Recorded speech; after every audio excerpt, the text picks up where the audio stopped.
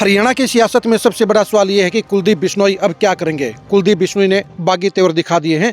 भजनलाल को लेकर सांसद रेखा शर्मा के बयानों के बाद मची खलबली के बाद कुलदीप बिश्नोई भी एक्शन मोड में आ गए हैं और उन्होंने बीजेपी को अल्टीमेटम दे दिया है और साफ तौर पर कह दिया है कि अगर सांसद ने माफ़ी नहीं मांगी तो वो कोई बड़ा फैसला ले सकते हैं।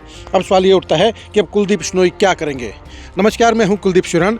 आज हम खरी खरी न्यूज़ में चर्चा करेंगे कुलदीप बिश्नोई के एक्शन मोड की, कुलदीप बिश्नोई के गुस्से की और कुलदीप बिश्नोई के फैसले की।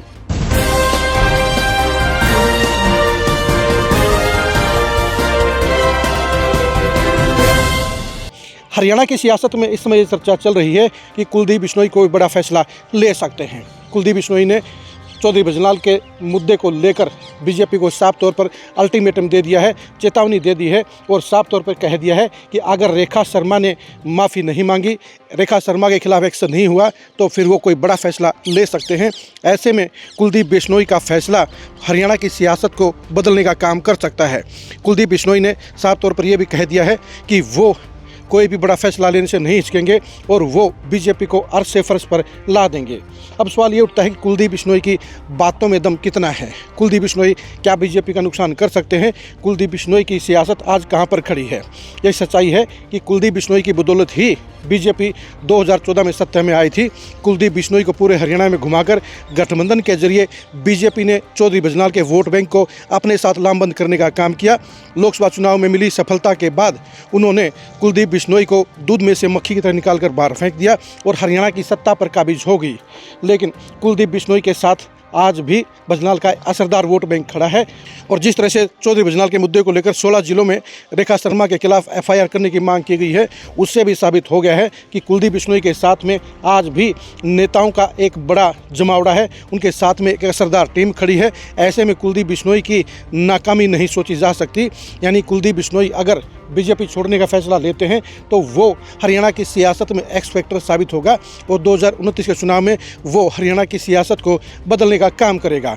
कुलदीप बिश्नोई बीजेपी का बड़ा नुकसान कर सकते हैं क्योंकि कुलदीप बिश्नोई ही हरियाणा की सियासत में एकमात्र ऐसे नेता हैं जो बीजेपी के नॉन जाट वोट बैंक को खींचने का काम कर सकते हैं। अगर कुलदीप बिश्नोई ने कांग्रेस के साथ में वापस जाने का फैसला ले लिया तो वो हरियाणा की सियासत को घुमाने वाला फैसला होगा और एकदम ही कांग्रेस बीजेपी से आगे निकल जाएगी क्योंकि 2024 के चुनाव में मामूली अंतर से ही कांग्रेस चुनाव हारी थी और ऐसे में कुलदीप बिश्नोई वापस कांग्रेस में आ गए तो लगभग 6 से 7% वोट बीजेपी को छोड़कर कांग्रेस के पास में जा सकता है।